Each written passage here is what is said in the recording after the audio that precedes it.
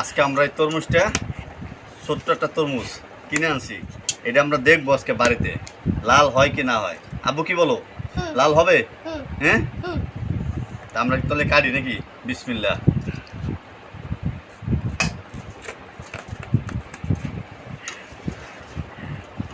দেখা যাও কেমন হয় তরমুজটা।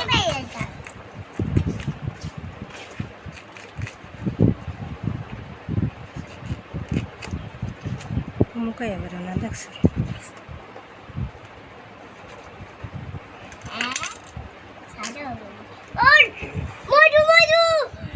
দর্শক দেখেন, মোটামুটি এটার দাম হলো 100 টাকা, কিন্তু সেই হিসাবে খুব সুন্দর।